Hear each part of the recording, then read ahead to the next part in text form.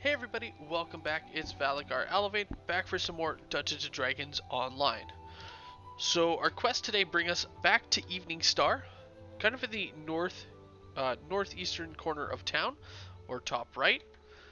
We'll have this guy here, Anazar, and he gives you a quest chain for the Druid's Deep.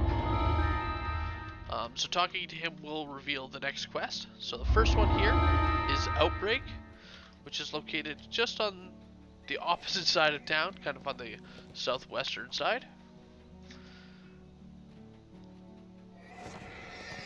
So all these quests there, the entrances themselves are in town in various locations. So you may just have to, spend a little bit of time to run back and forth to them.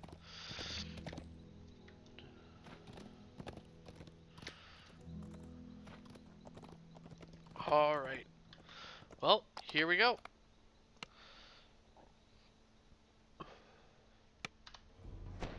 Alright, so this quest here, it does have a couple of optionals in it. And obviously the first thing that we're going to be doing here is summoning our hireling, getting some buffs. And kind of just overall getting ready for the quest itself.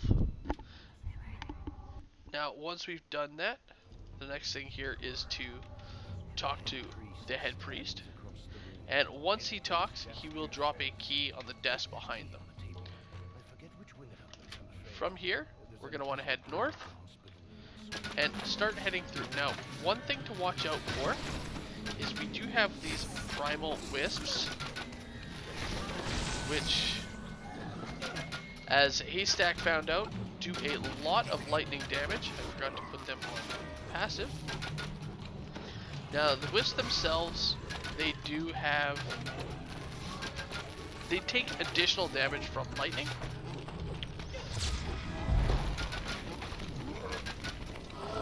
So you just want to, again, watch out for that.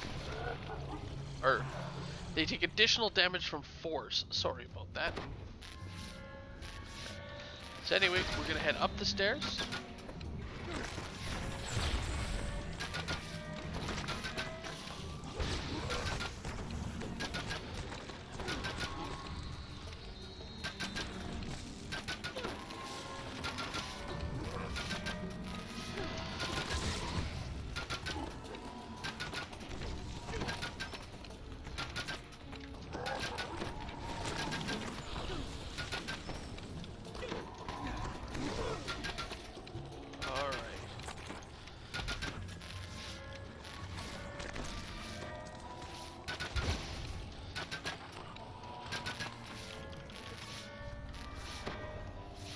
That's right. I'd swapped out my heals from that last quest there.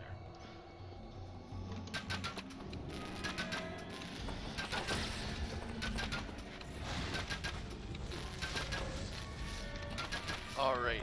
Now, you notice we do have an optional here, which is to cure patients. And then next to it, we have underneath that, we have Healing Stone.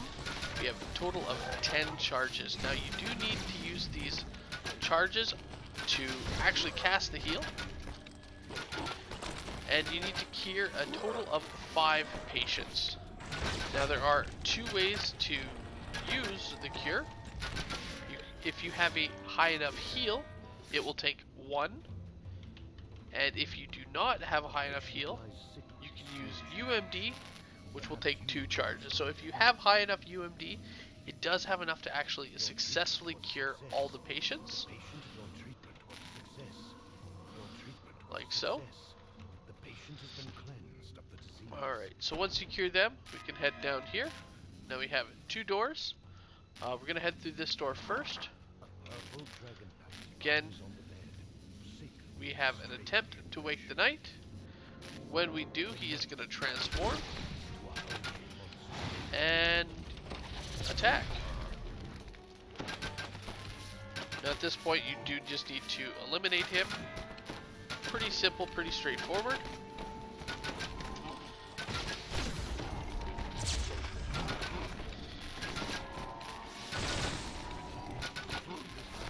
And there we go. Now once he dies, he does drop a key, so you do need to make sure that you pick that up. As well, it has also opened up the next area, which is right behind us there. So it does open up a door, spawning in a whole bunch of these guys, so just watch yourself.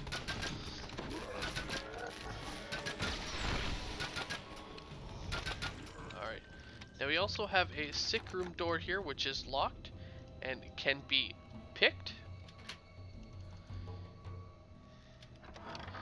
Inside, again, just has a couple of patients. Your treatment was a success. And there we go. So it doesn't actually give you another optional, like if you can continue curing them. It's just the one and that's it. Which kind of sucks, but I mean, I also kind of get. Alright, now with that silver key, we can now open up the south wing to basically do the same thing all over again.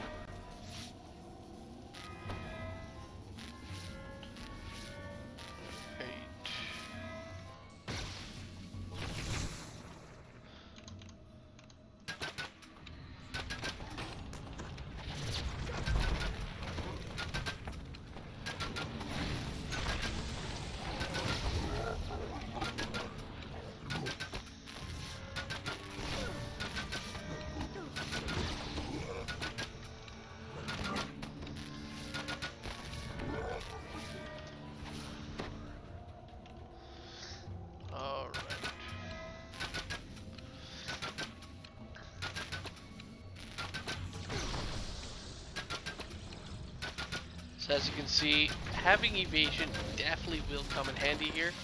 A lot of this damage is evadable and avoidable. Alright, so I think at this point, we're going to need to get Z-Bub some healing here.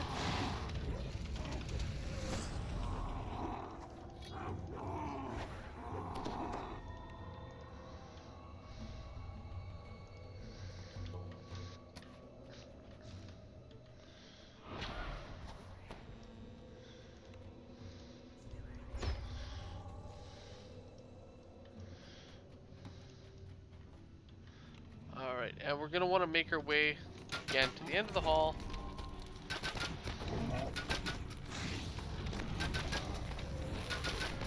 Honestly, this quest is super simple, super short.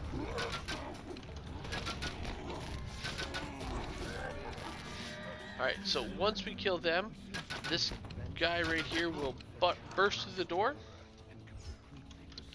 And also spawn in a couple of mudmen. Now, with this part here, as he is a red named, unfortunately we can't use our knockdown effect this time.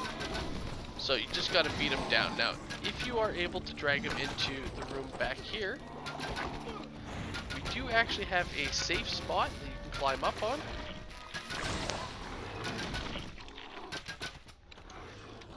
Which involves you hopping on the barrels. And up here. So they may have actually fixed this here. No, so you can still get up here. But you do just need a little extra jump.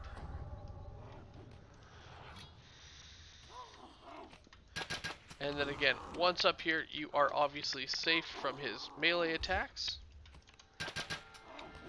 And you can just lay waste to him there.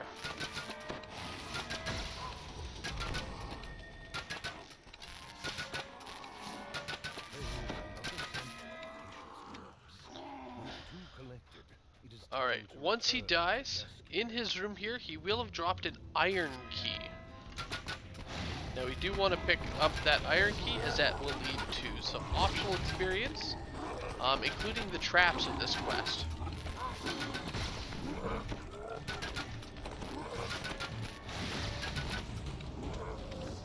Alright, so on our way back, as you see, we did run into some additional enemies. And in these rooms here, you also see some other patients, so you can actually heal them if you still have heal charges left. Now at this point here, we can talk to him, and he will spawn a dimension door. If, however, you want that optional experience, you're going to use that iron key to open up the priest door here. And at the very top, we can go ahead and pick the lock on this door. Once we open it, it will start spawning in some traps, so don't be right next to the door immediately. You'll see it start spawning in. We have a bear trap, a spell ward. Essentially, it was very, very well guarded and very well trapped.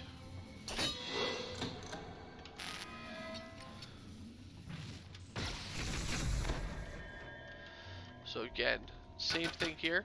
As soon as you open the side door, you do want to back up. So spawns in that spell ward.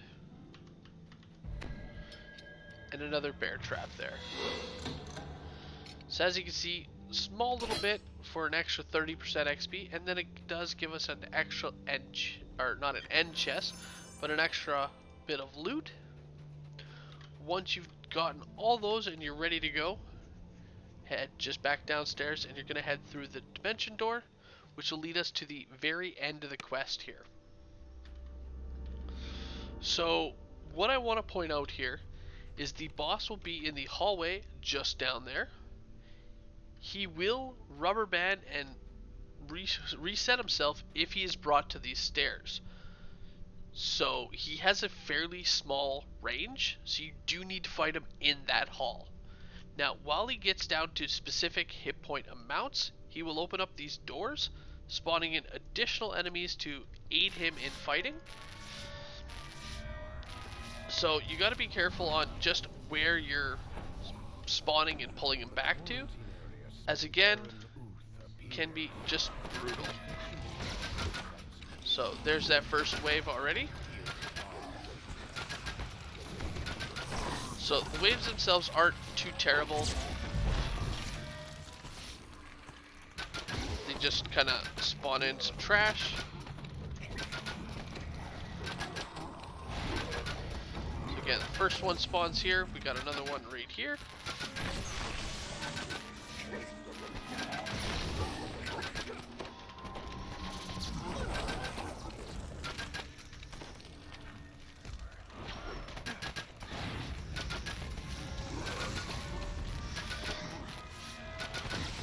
Now, one thing that makes him quite dangerous is his aggro really does jump, and it is hard to keep aggro of him. As you see, I haven't really been attacking him much at all, and I'm the one with the aggro at the moment. But give him a moment and he can run right past me and hit somebody else.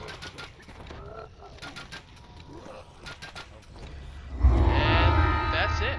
Once you're done, take out the rest of the trash. Now, if you had used your heal stones to actually heal the patients and successfully get that optional, it will give you a second end loot chest here. Both of which can, again, spawn in named items such as that rune arm, Corruption of Nature. So, again, just be careful and take your time. It's fairly quick, fairly easy, and yeah. Hope you guys enjoyed the video, and I will see you guys later. Have a good one all.